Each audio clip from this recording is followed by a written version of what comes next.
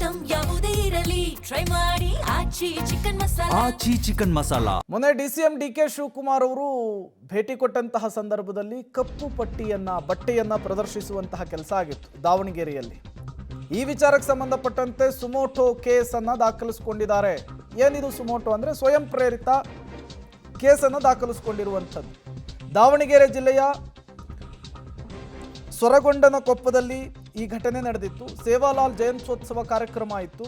ಒಳ ಮೀಸಲಾತಿ ಜಾರಿಯನ್ನು ಖಂಡಿಸಿ ಘೋಷಣೆಯನ್ನು ಕೂಗಿದ್ರು ಯುವಕರು. ಪೊಲೀಸರ ಕರ್ತವ್ಯಕ್ಕೆ ಅಡ್ಡಿ ನಿಂದನೀಯ ಆರೋಪದಡಿ ಈಗ ಕೇಸ್ ರಿಜಿಸ್ಟರ್ ಆಗಿದೆ. ನ್ಯಾಮತಿ ಠಾಣೆಯಲ್ಲಿ ಸ್ವಯಂ ಪ್ರೇರಿತ ದೂರನ್ನು ದಾಖಲಿಸಿಕೊಂಡಿದ್ದಾರೆ ಪೊಲೀಸರು ಅನ್ನೋದು ಗೊತ್ತಾಗ್ತಾ ಇದೆ. ದಾವಣಗೆರೆಯಲ್ಲಿ ಡಿಕೆ ಶಿವಕುಮಾರ್ ಅವರಿಗೆ ಕಪ್ಪು ಬಟ್ಟೆಯನ್ನು ಪ್ರದರ್ಶನ ಮಾಡಿದ ವಿಚಾರಕ್ಕೆ ಹಲವು ಯುವಕರ ವಿರುದ್ಧ ಈಗ ಸ್ವಯಂ ಪ್ರೇರಿತ ದೂರು ಪೊಲೀಸರ ಕಡೆಯಿಂದ ದಾಖಲಾಗಿದೆ. ಇದೇ ಕಾರ್ಯಕ್ರಮ 16 ಜನ ಯುವಕರು ಸೇರ್ಕೊಂಡು ಈ ರೀತಿ ಮಾಡೋದಕ್ಕೆ ಮುಂದಾಗಿದ್ರು. ಈಗ ಅವರ ವಿರುದ್ಧ ಪೊಲೀಸರೇ ಸ್ವಯಂ ಪ್ರೇರಿತ ದೂರನ್ನು ದಾಖಲಿಸಿಕೊಂಡಿದ್ದಾರೆ. ಉಪಮುಖ್ಯಮಂತ್ರಿಗಳು ಗೌರವಾನ್ವಿತ ಡಿಕೆ ಶಿವಕುಮಾರ್ ಸರ್ ಅವರು ಇವತ್ತಿನ ಕಾರ್ಯಕ್ರಮಕ್ಕೆ ಬಂದು ಸೇರಿಕೊಂಡು ಈ ಕಾರ್ಯಕ್ರಮದ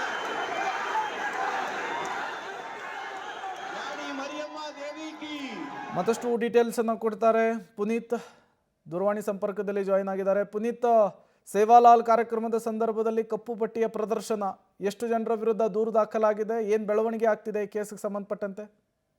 ಖಂಡಿತವಾಗ್ಲೂ ಪ್ರೇಮ್, ಏನು ಒಳ ಮೀಸಲಾತಿ ಜಾರಿ ವಿರೋಧಿಸಿ ಏನು ಸಂತ ಸೇವಾಲಾಲ್ ಜಯಂತಿಗೆ ಆಗಮಿಸಿದಂತಹ ಡಿಕೆ ಶಿವಕುಮಾರ್ ಅವ್ರನ್ನ ಗೋ ಬ್ಯಾಕ್ ಡಿಕೆ ಅನ್ನುವಂತಹ ಒಂದು ಘೋಷಣೆ ಕೂಗ್ತಾ ಮತ್ತೆ ಕಪ್ಪು ಬಟ್ಟೆ ಪ್ರದರ್ಶನ ಮಾಡಿದ್ರು. ಮತ್ತೆ ಇದರಿಂದಾಗಿ ಪೊಲೀಸರು ಕೂಡ ಅಂದ್ರೆ ನ್ಯಾಮತಿ ಪೊಲೀಸರು ಕೂಡ ಸುಮೋಟೋ ಕೇಸ್ ಕೂಡ ದಾಖಲು ಮಾಡಿರುವಂತದ್ದು. ಪ್ರಮುಖವಾಗಿ ಸೂರುಗೊಂಡನಕೊಪ್ಪದ ಸಂತ ಸೇವಾಲಾಲರ ಜನ್ಮ ಸ್ಥಳ ಏನಿದೆ ಅಲ್ಲಿ ಒಂದು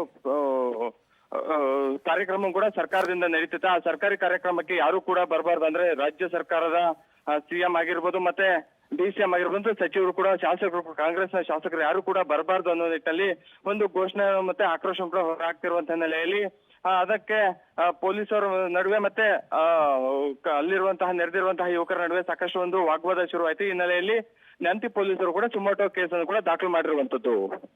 ಓಕೆ, ಥ್ಯಾಂಕ್ ಯು ಪುನೀತ್ ತಮ್ಮೆಲ್ಲ ಮಾಹಿತಿಗಾಗಿ.